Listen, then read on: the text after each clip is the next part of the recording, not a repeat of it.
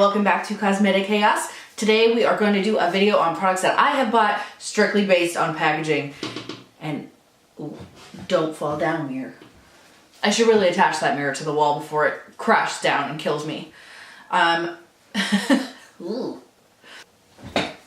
Before we get into the video, I would quickly like to acknowledge that the YouTube partnership agreement has changed. So any of you small YouTubers who are finding yourself here on my channel, please feel free to leave your links below to your channel, to your recent videos, anything like that. I would be happy to support. I know I'm a small YouTuber myself, but I just would like to put that out there to make sure that everybody knows that we are all in this together, and I hope that you're putting out content because you love it and not because of the small amount of money you might be getting paid to do so. Anyway, let's jump right into the video. So I have gone through my collection. I have grabbed out a bunch of products that I know that I have bought strictly on the packaging and styles that I like, and some of the stuff is just like cute packaging, and I feel like I'm guilty of some of that. So these are in no particular order, but I'm gonna just start grabbing from the pile and I will tell you my thoughts on them and if it was worth it or not. The first two items I have are the Becca, what are these called? Shimmering Skin Perfector pressed in amethyst and rose quartz. These are basically like a special edition packaging for a pink highlight and a purple highlight. And they're both kind of like shiny, and I am super attracted to packaging like this. I like the Becca packaging as it was, just the classic gray, black, and brushed chrome on the top, but these I totally bought, not only because they were a cool kind of different highlight, but because of their packaging. This was totally worth it. I am actually wearing rose quartz today. Not sure if it's picking up, but it's definitely there. I also bought these keepsakes palettes because of their packaging. It has this really cute, I will show the white one because I think it's easier.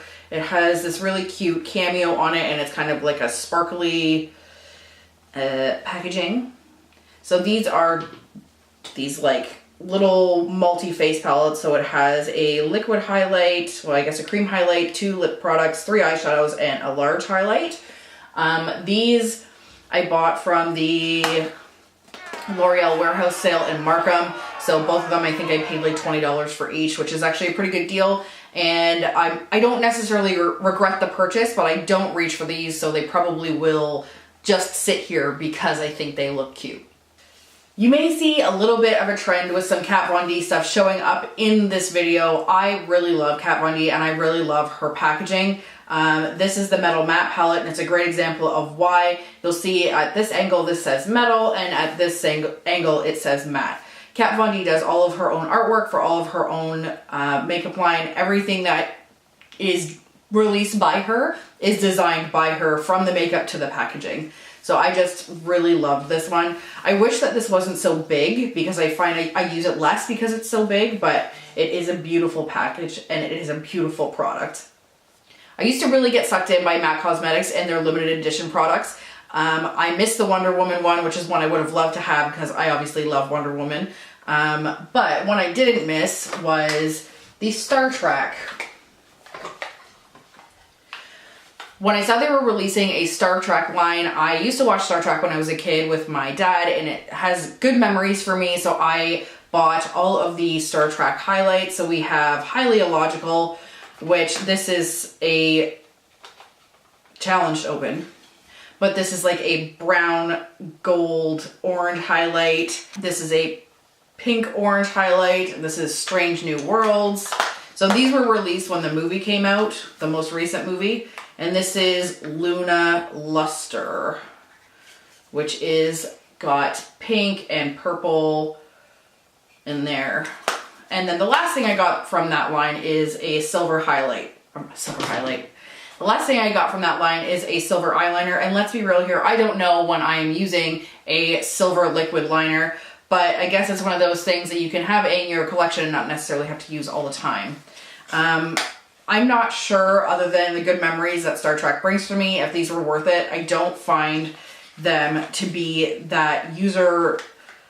I'm not going to say user-friendly, but like, it doesn't pick up very much. Like, I have to dig into it to really make these show up. I think this one is my favorite. Yeah, this is This one is Luna Luster, and it's probably the nicest one. But even still, for the amount of money you pay for these products, the pigmentation just isn't there. Yet another palette. This is the Too Faced Chocolate Gold palette. It has the dripping gold on the edges here, and I bought it for the sole fact that we'll get sweet, sweet fingerprints on it. But I have this entire line. So all of the chocolate bar palettes I do have. This I was going to pass on until I saw the packaging and I was like, it's so pretty. It's so cool. And then I bought it and I didn't regret it. This is what the inside looks like. I'm sure you've seen it, but I don't regret this one. I got this winter just after Christmas, either just after Christmas or just before Christmas. And I had used my 50% off coupon or my $25 off coupon. My $25 off coupon on $50 or more. So I only ended up paying about $30 for this palette.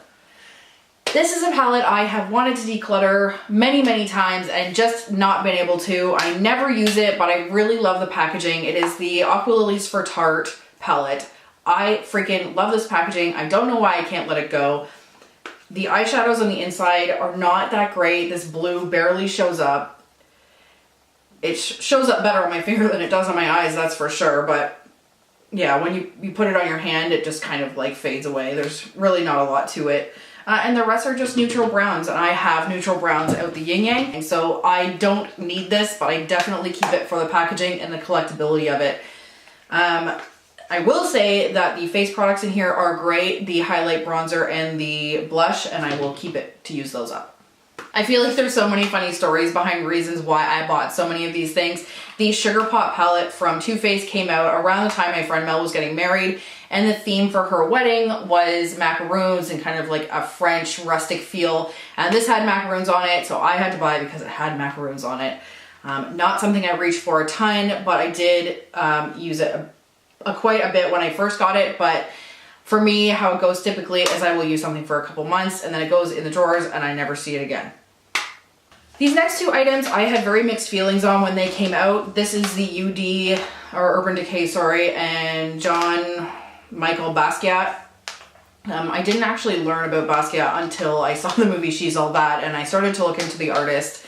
And I wrote a blog post on this when it first came out because I wasn't very impressed that they had kind of partnered with him.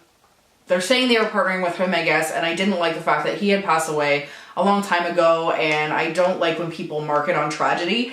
It's just not something I really like. I don't really know why I feel so strongly about it, but as a makeup collector, when these went on sale, I did end up buying them. So this is the neutrals, and then whoop, we lost the brush. And then we have the brighter shades in this palette, and that is what this one looks like. I ended up buying them because they are very different and they're textured and the packaging is painted, which I find kind of interesting. I have very mixed feelings about this. It was just something I wanted in my collection though. More out of respect for the artist than giving Urban Decay my money, which is also part of the reason I waited for it to go on sale. This next product I ended up buying because I love Nicole Guerrero. This is her highlight kit that she did with Anastasia Beverly Hills.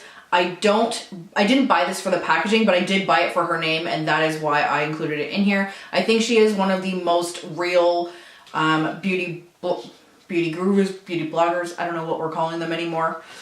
But the reason I say she is the most real is not because she's like kind of funny and she stays herself, but she doesn't film if she doesn't feel like it.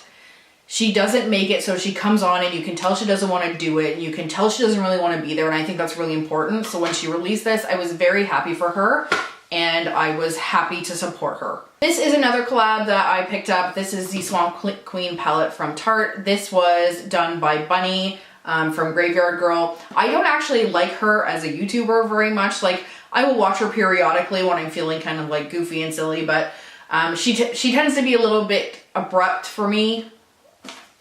Not even abrupt. Abrupt's not the right word. She is nice and she's funny, but she's a little bit too much for me sometimes. I just can't handle it. I did buy this for the packaging because I've never seen anything with like a wood grain on it before, and I really liked how this was done. Funny enough, I did actually use it a ton, and I still do. It is one of my more commonly reached for palettes, which is funny because there's really nothing that special about it. But I have a huge dent in Sassy Bun and in, sorry, I can't read it, Natural Peaches and Dogma. So these three shades here. I just really reached for this a whole ton, and I think it's a beautiful palette, and I think it was very well curated, and the packaging is adorable. We might as well get the next three out of the way. This is the Star-Studded Eyeshadow Book from Kat Von D, and the Spellbinding Eyeshadow Book from Kat Von D as well. Again, love her packaging. She draws all of her own packaging and styles everything herself. This is more on the boring side, but I did like the texture of it, and I liked that it matched her lipstick line at the time. It still does. I'm just saying, when this was released, the Studded Kiss lipsticks were just coming out as well. And the original formulation launched when this came out. This guy here is from, I believe, 2015. Had a lot of beautiful shades in it. And this is what this guy looks like. So this is obviously no longer available, but I love the hand-drawn artwork at the front. And I said three because there's totally a third Kat Von D one. So this is the Saints and Sinners palette. I'm sure you've seen this before. I definitely bought this knowing that I had no idea what I was going to do with these shades in here.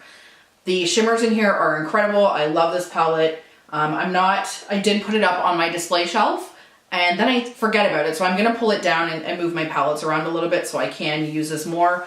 But it's so unique and it's so beautiful, and I love the cathedral feel of it.